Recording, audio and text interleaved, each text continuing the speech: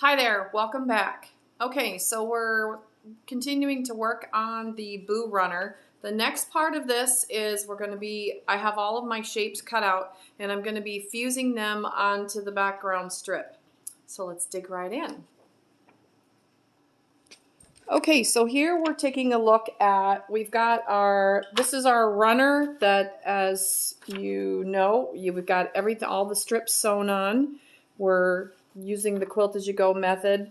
I have not yet trimmed down, I've not yet trimmed off my edges down to the final size yet. You can do that before or after you're fusing down all the parts. That's just what I'm choosing to do. Okay, so, but beings I haven't trimmed this down yet, I want to find what the center of this is. So I'm just going to fold it over and then I'm just going to kind of press it there just so I have a visual of where the center line is of my runner.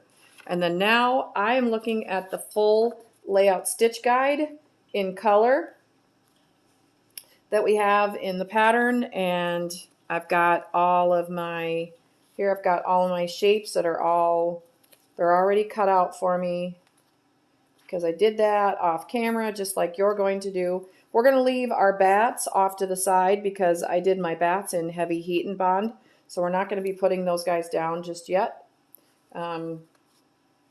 So there also is there's a full template layout guide in your pattern.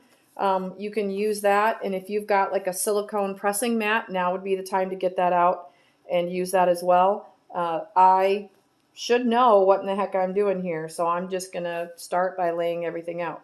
So I'm just going to show you what I'm doing here. Now, granted, I've done this pattern a couple of times at this point, so I know how things are going to lay out. However,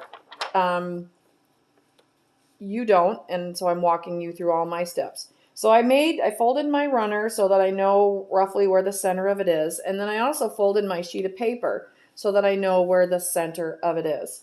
Now, I'm going to start with my pumpkins because they are the very base background part, and I'm just going to peel off the paper.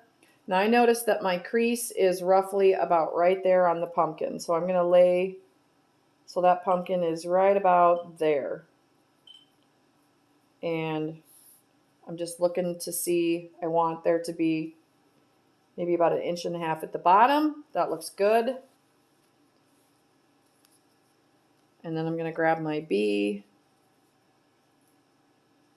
So what I'm going to do here with you is I'm going to let you hang out here while I lay down all of these pieces, and then here's what I'm going to do. I'm going to just tap this down to get those guys set down, and then I will go do the other half off camera because you don't need to watch me do it twice. All right, now our bee it's going to sit about right there. So I'm going to go ahead and I'm going to iron down my bee, the bottom half. I'm leaving my pumpkins open at the top because I got to slip those stems under there. So let's go find the stems. There's 2 of them. Set them right about there. And right about there. And then we've got our pumpkin, the center of our pumpkins, which is going to go, see how things are laying over the top? That's laying right over the top of that stem, and that's good. That's what you want. And here we are with the second one. So once I know that they're in the place where I want them to be, you're going to set your iron down on them. Now the product that I'm using is Heat and Bond Light by ThermoWeb. Heat and Bond Light does not take steam, so you do not want to use steam with your iron with that one. And as your directions will say, you need to just press down firmly for, I don't know, about 5 seconds is how long I put them down for. Okay, next I'm going to put on the O's. So we're just going to just kind of grab an edge here, bend over an edge of your fabric at some spot, and then just peel off that paper. And we're just going to continue to lay things on there.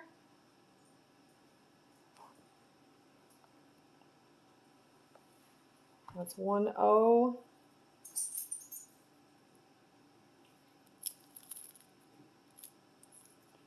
There's another O.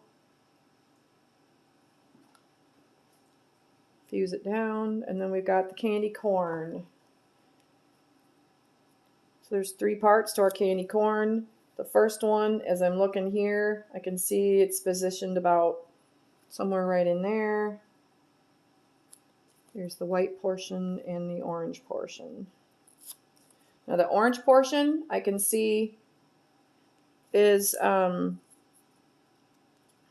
felt like it, interesting. Okay, so the orange portion is actually over the top of the yellow. So we're going to lay that right over the top like that.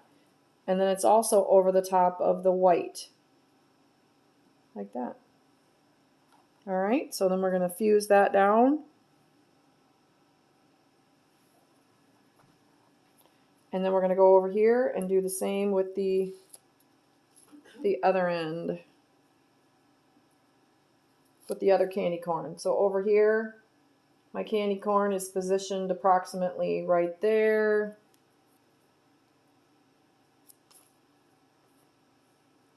Lay your orange over the top of that. And the reason I can see that the orange goes over the top of the others is I can see my blanket stitching is on top of the orange and not on top of the yellow there. Okay, so second candy corn down. All right, so that is it. That is fusing all the parts down with your iron. Like I did say, the bats are not going to be stitched around. I didn't want to sew around those, so I traced and fused those using heavy heat and bond, and so I'm not going to put them on here because we're not sewing around them. So the next step is we're going to take it to the sewing machine and begin blanket stitching. Well, you got to get both ends done, but there's the other end fused on. Both ends are fused on, and now I'm going to take it to the sewing machine.